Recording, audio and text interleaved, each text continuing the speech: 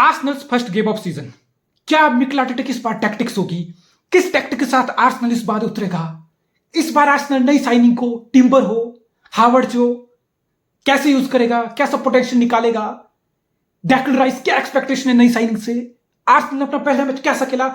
इस टॉपिक पे इस मैच का रिव्यू किया जाएगा आर्सेनल की स्ट्रेटजी पे। देखो, नया सीजन है, फ्रेश सीजन है। आप आर्सेनल लो ना, आप Emirates look at Emirates, they are buzzing man, they are absolute buzzing. Last season big Arsenal football fan, आपने सपना देखा, आपका एक सपना दिखाएगा और आपने उस सपने में पूरा सीजन यकीन किया एंड यू वर लाइक इस सपने के हम बहुत पास हैं, we were so close. And to be honest, अगर आप आर्सेनल के फैन हो, you should dream again, you have every fucking right to dream again. New season, yes last season disappointing था, यस आप जीत के इतना पास थे, आप 20 साल बाद लीग जीतने वाले थे, आप नहीं जीत पाए, लेकिन you have someone like Mikel Arteta, you have a committed board ownership जो आपके प्रोजेक्ट में इतना पैसा डाल रही है, you have such a fantastic team. आपने और अपने स्क्वाड को पिछले सीजन के मुकाबले और स्ट्रेंथन किया, आप कोई सेटबैक नहीं किया कि ठीक है लिमिटेशंस हैं, आर्सेनल ने कितना पैसा लगा लेंगे, क्या कर लेंगे, इस स्क्वाड से फाइट कर लेंगे। नहीं, आपने अपने एम्बिशन दिखाए, आप मार्केट में गए, आपने ट्रांसफर विंडो के ओपन होते हुए इतना क्लीन बिजनेस किया। किसी भी यूरोपियन टॉप क्लब ने इतना क्लीन बिजनेस नहीं किया इस ट्रांसफर विंडो में। यूरोपियन बात कर रहा हूं, प्रीमियर लीग तक की बात नहीं कर रहा, सब मिला लोगे ना आप। किसी भी क्लब ने इतना क्लीन बिजनेस नहीं किया, किसी भी क्लब ने 200 मिलियन 15 दिन में नहीं उड़ाए।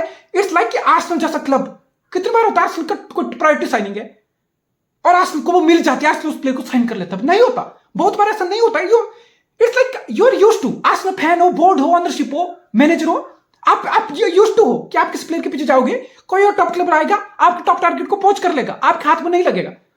ऐसा पहली बार हो कि आर्सेनल किसी प्लेयर के पीछे गया और आर्सेनल ने उस प्लेयर के लिए सिटी जैसे क्लब को आउटबिड करके खरीद लिया। ब्रिटिश रिकॉर्ड साइनिंग, यस आईसाइडो की जा सकती है। तो आप समझ रहे हो आर्सेनल का, बोर्ड का, मिकेल आर्टेटा का, इनका इंटेंट साफ है, हम इतने पास आ गए और हम रुकेंगे नहीं। इसलिए आर्सेनल फैन को पूरी की पूरी फ्रीडम है, उसको पूरा हक है फिर से सपना देखने का, उसको पूरा हक है फिर से बज करने का, उसको पूरा हक है अपनी टीम में यकीन रखने का कि we will go again, we will fucking go again and this time हम हो सकता है जीत जाए। चलो थोड़ा टेक्निकली सेटअप की बात करते हो। नया सीजन, नॉटिंघम फॉरेस्ट जैसा अपोनेंट, नॉटिंघम फॉरेस्ट जैसा अपोनेंट क्या करेगा? एमिरेट्स में अवे आर्सेनल जाके एक अच्छी टीम की क्या करोगे? आप रिस्पेक्ट दोगे, आप सिट बैक करोगे, 3 एट द बैक की शेप है, 2 विंग बैक है, 5 एट द बैक से आप डिफेंडिंग कर रहे हो, आप ज्यादा बॉल कॉन्टेस्ट नहीं कर रहे हो, आप प्रेस ही नहीं कर रहे हो। इट्स लाइक आप ये सोच के आए थे कि आर्सेनल को बिल्डअप करने देंगे, आर्सेनल बिल्डअप करेगा, आर्सेनल को अपने हाफ से बिल्डअप करने में कोई दिक्कत नहीं होगी, हम आर्सेनल को प्रेस नहीं करेंगे, हम फिर अपने हाफ में मिड ब्लॉक, लो ब्लॉक बना के 5 के बिठा के आराम से डिफेंडिंग करेंगे, सेकंड बॉल जीतने की कोशिश करेंगे एंड ट्रांजिशन पे आर्सेनल को हट करने की कोशिश करेंगे। नॉटिंघम फॉरेस्ट के पूरे मैच में यही स्ट्रेटजी थी, लेकिन आर्सेनल का सेटअप क्या था? Arsenal basically 3 at the back की शेप से गया। इस कागज पे आप बोल सकते हो कि थॉमस पार्टे को राइट बैक दिखाया गया, लेकिन आप फिर ये बोल सकते हो कि थॉमस पार्टे राइट बैक से इन्वर्टेड कर गया मिडफील्ड में, बिकॉज थॉमस पार्टे खुद एक नेचुरल मिडफील्डर है, तो उसको दिक्कत नहीं है। इट्स मोर लाइक आप होल्डिंग मिडफील्डर, आपका वही पोजीशन, आप नंबर 6 हो, आप उसी पोजीशन में खेले। और बेसिकली फिर 3 एट द बैक की शेप रही, जिसमें Ben White right centre back, Jurrien Timber left centre back, William Saliba centre back, 3 at the back की शेप। और आपने होल्डिंग मिडफील्डर डीप रोल में यूज किया थॉमस पार्टे को। ये देखो, ये आर्सेनल की शेप है, 3 at the back, Thomas Partey deep role, holding midfielder. And इसका मतलब क्या हुआ?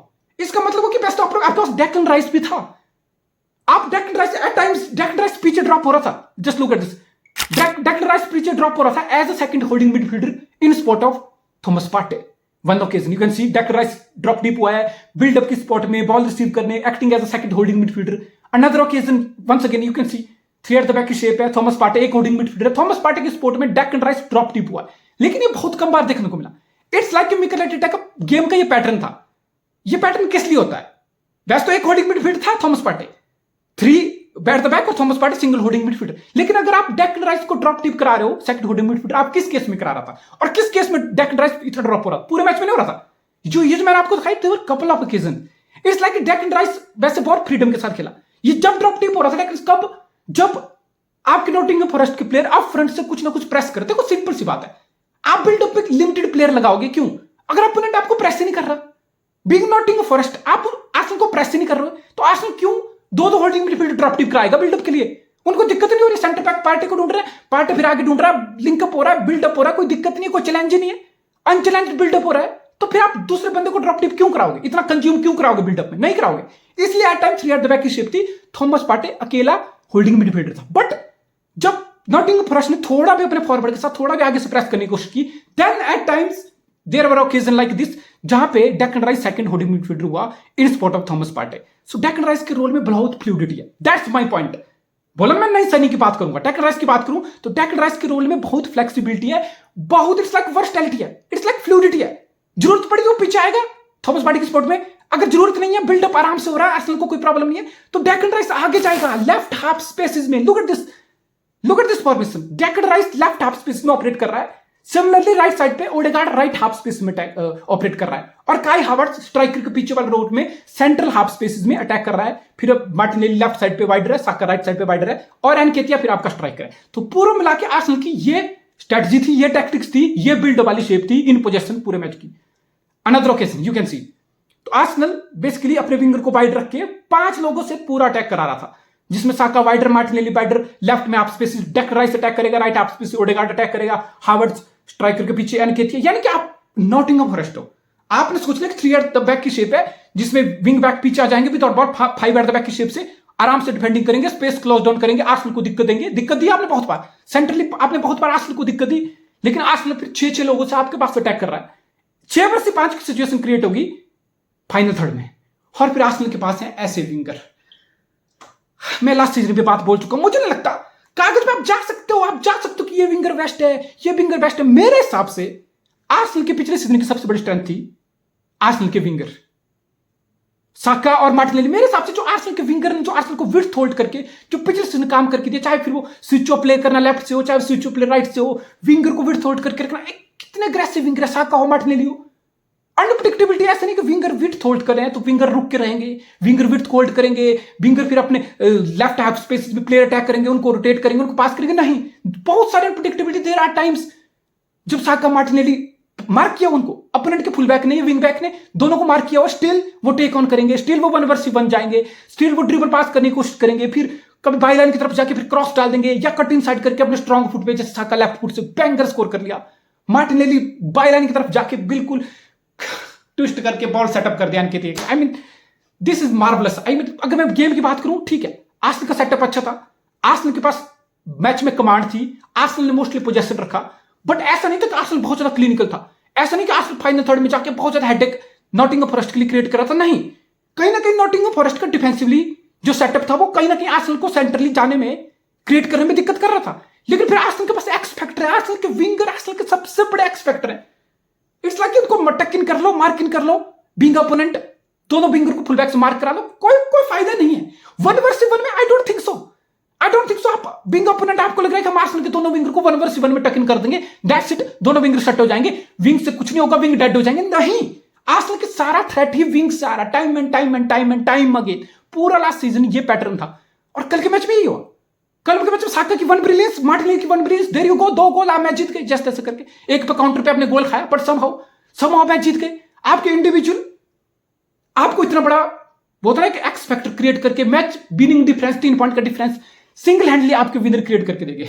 आई थिंक आर्सेनल की सबसे बड़ी स्ट्रेंथ है इस टाइम विंगर, और स्क्वाड में डेप्थ है। काई हावर्ट्ज का बोल सकते हो, ठीक है, काई हावर्ट्ज के आने से आर्सेनल की गेम में एक नया डायमेंशन ऐड हुआ है, जो हमने लास्ट मैच देखा सिटी के चैरिटी शील्ड में, कि लॉन्ग बॉल आप खेल सकते हो। काई हावर्ट्ज लॉन्ग बॉल पे अपनी फिजिकलिटी दिखाता है, he can hold up the ball, he can hold up the play. फिर साका मार्टिनेली जैसे पेसिविंग रनिंग बाइंड कर सकते हैं, बॉल को होल्ड करके फिर अगर हावर्ट्ज रिलीज करेगा तो एक किस्म से आपको बिल्डअप, इट्स लाइक आपके पास एक ऐसा थ्रेट है, सिटी के पास एर्लिंग हालैंड है, आपको ज्यादा बिल्डअप करने की जरूरत नहीं। आप सरप्राइज एलिमेंट की तरह लॉन्ग बॉल खेल के काई हावर्ट्ज से गेम बॉल को होल्ड करा के अपने पेसिव विंगर को रन इन करा के प्ले ऑन कर सकते हो। इट्स लाइक आपके गेम में एक ऐसा थ्रेट ऐड हो गया जो काई हावर्ट्ज के आने से पहले नहीं था। लेकिन क्या इतना सा काई हावर्ट्ज के लिए इनफ होगा?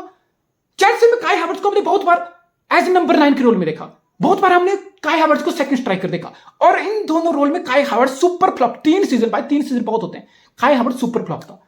लेकिन मिकेल आर्टेटा अगर काई हावर्ट्ज को बिहाइंड स्ट्राइकर यूज करेगा, सेंट्रल हाफ स्पेस में स्ट्राइकर के पीछे, जहां फिर वो स्ट्राइकर के फ्रीडम, वो रन भी ले सकता है, he can link the play by receiving the ball from Odegaard, by receiving the ball from Thomas Partey, by receiving the ball from Declan Rice, ball को रिसीव करके सेंटर हाफ स्पेस में operate करके he can link the play into the final third। मुझे लगता है काई हावर्ट्ज की इस पोजीशन में अच्छा पोटेंशियल निकलेगा, या फिर आपको उसको लेफ्ट चैनल में भी खिला सकते हो अगर डेक्लन राइस। जस्ट इमेजिन आप आर्सेनल हो, कल तो आप नॉटिंघम फॉरेस्ट से खेल रहे थे। बहुत सारे मैच होंगे जहां आपको अच्छी टीमें मिलेंगी और जहां आपको फिर थॉमस पार्टी के साथ बहुत बार मैच में, बहुत बार, कल तो कुछ बार हो रहा था कि डेक्लन राइस ड्रॉप टिप करके सेकंड होल्डिंग मिडफील्डर था, लेकिन ऐसा बहुत बार होगा जहां पे डेक्लन राइस को डिफेंसिव ड्यूटी में ज्यादा कंज्यूम होना पड़ेगा, उसको डिफेंसिव ड्यूटी ज्यादा करनी पड़ेगी थॉमस पार्टी के साथ being a second holding midfielder. उस केस में फिर काई हावर्ट्ज को आप लेफ्ट हाफ स्पेसेस में मूव करा सकते हो, लेफ्ट हाफ स्पेस में वो ऑपरेट कर सकता है। सो इट्स मोर लाइक आप आर्सेनल हो, आपके गेम में बहुत डायमेंशन है। अभी तो सीजन स्टार्ट हुई है, जिनजंग को भी इनसाइड लेफ्ट से ड्रॉप करके खेल सकता है मिडिल में। जोरन टिम्बर मेरे हिसाब से सो गुड, वो मिडिल में वैसे भी ट्रिप्ट हो जाता है बहुत बार। He can go full and wider, उसके फीट पे क्वालिटी है, बॉल को प्रोग्रेस करा सकता है। He can play in the midfield. So it's like ये जो आपके साइनिंग है ना, चाहे हावर्ट्ज हो, चाहे डेक्लन राइस हो, चाहे जोरन टिम्बर, इट्स लाइक ये जो साइनिंग है आप आर्सेनल का मेथड समझो, आप मिकेल आर्टेटा की अप्रोच समझो। ये वो साइनिंग नहीं है कि किसी एक पोजीशन के लिए स्ट्रेंथन करते हैं आप, नहीं, आप इन तीनों साइनिंग से मल्टीपल रोल ले रहे हो एक ही मैच में multiple role. Jurrien Timber 3 at the back में fit, Jurrien Timber 4 at the back में fit, Jurrien Timber going full and wider उस रोल में, अग्रेसिव रोल में fit, Jurrien Timber dropping into the midfield as an inverted full back उस role में fit. तो Jurrien timber literally तुम्हें 4 काम करके दे रहा है एक ही मैच में। सेम भी डेक्लन राइस, ड्रॉप टिप करा लो, नंबर 6 वाला role, going forward left half spaces में क्रिएटिव नंबर 8 का रोल, तो एक प्लेयर 2 रोल कर रहा है। सेम विद काई हावर्ट्ज, प्ले को होल्ड अप करा लो, फॉल्स 9 वाला रोल खिला लो, लेफ्ट चैनल में ऑपरेट करा लो, बिहाइंड स्ट्राइकर ऑपरेट करा लो, समझ लो। तो इट्स लाइक आर्सेनल एक ही प्लेयर से 3-4 काम ले रहा है एक ही मैच में। This is called fluidity, this is called liquidity of the football, समझ लो। तो ये लग्जरी है, this is master plan, this is master tactics. एक ही मैनेजर है ये जो काम करता है, जो मिकेल आर्टेटा कर रहा है, that's Pep Guardiola. Pep Guardiola get to use his player in the same way Mikel Arteta are using his player. Same methodology है, सेम प्रिंसिपल है, थोड़ी बहुत फिलॉसफी लग गया, but Arsenal, I think, what else you need? It's a good start to the season. It's a winning start to the season. 3 points on the back. What else you need, man? It's a really good start to the season by Arsenal. Let's see what happens next.